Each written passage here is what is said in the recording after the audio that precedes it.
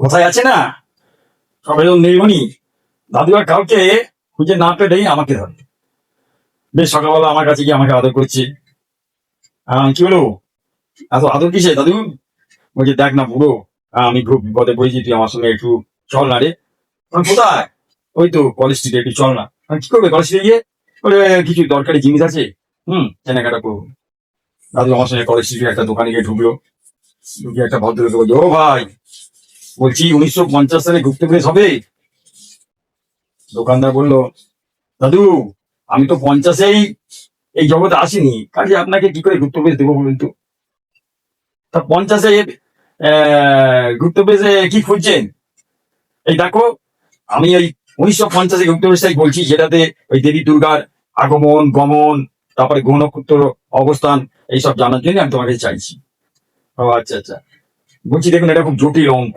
তা এই সমস্যার সমাধান একটাই আছে, আপনি স্মার্টফোনে গুগলেতে সার্চ করুন, বুঝলেন? গুগলে সার্চ করলে পেয়ে যাবেন। দাদু নাতি বলছে, এই বুড়ো, গুগল কি রে? নাতি বলছে, দাদু গুগলের আরেক নাম হচ্ছে ছবল, তুমি বাড়িতে চলো, সব বুঝিয়ে দেবো। দাদু বলছে, কোথায় যাবি তাহলে? বলে চলো কলেজ স্ট্রিটে যাবো। এই কপি অফিসে যাই, কপি অফিসে একটু কপি টপি খাই, চলো। দাদুখানে কপি অফিসে গিয়ে তারপর ওখানে রেস্টুরেন্টে ঢুকলাম। দাদু বললাম, দেখো আমার খুব খিদে পেয়েছে, তুমি যা পারো খেয়ে নাও, আমি একটু যা পাচ্ছি খেয়ে নিচ্ছি। বলে রেস্টুরেন্টে আমি আর দাদু খাওয়া দাওয়া করে যথারীতি ট্রেনে গিয়ে উঠলাম।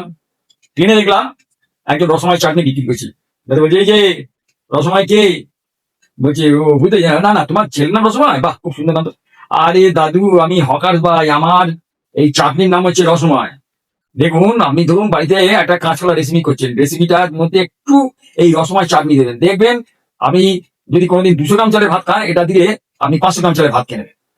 বলছি, এই যে শোনো রসময়, আমাকে আর এসব বুঝিও না, বুঝলে? হ্যাঁ, ওইসব রসময় করুণাময় বেদনাময় ওই সময় সব পার করে এসেছি।